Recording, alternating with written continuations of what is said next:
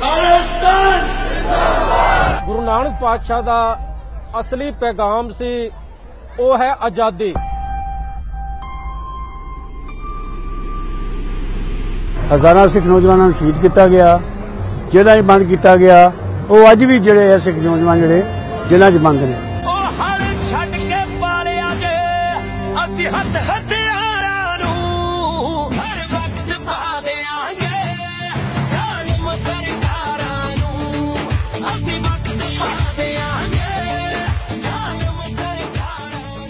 उन्नीस सौ 84 तो असी देख रहे हैं कि जो सिखां दा कतलेआम पंजाब दे विच होया, दरबार साहिब दे विच जो गुरुद्वारियां दे विच जो भारत सरकार ने जुल्म अत्याचार किया वो सारी दुनिया जानती है।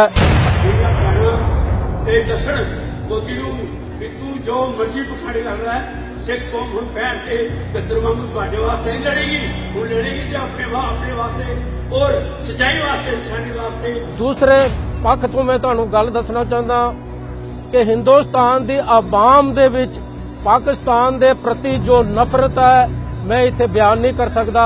असी भी दुनिया विच विचरदे हाँ, दुनिया विच कारोबार करते हाँ और सानू पता है कि हिंदुस्तान की आवाम जिहड़ी है वो पाकिस्तान की आवाम दे कितने वो हमेशा ही गलत लफ्ज जिहड़े ने वो इस्तेमाल करते ने। जे भेडां एक पासे हज़ारां लखां च दाज हो जाण ते शेरां नूं वोटां दे नाल शेर जित नहीं सकते। ये शेरां जितण वास्ते बघियाड़ जिहड़ा हैगा वे दाड़ी मारनी पेगी शेरां नूं। इस करके आज़ादी जिहड़ी है वो तुहानूं वोटां नाल नहीं मिलनी। आज़ादी वोटां ते एक जिहड़ी डेमोक्रेटिक जिहड़ी सिस्टम है ना, ये सिर्फ एक जागीरदारां ते अमीर बंदियां दा एक बनाया ढंगौज है और यूनाइटेड नेशन एक पखंड है।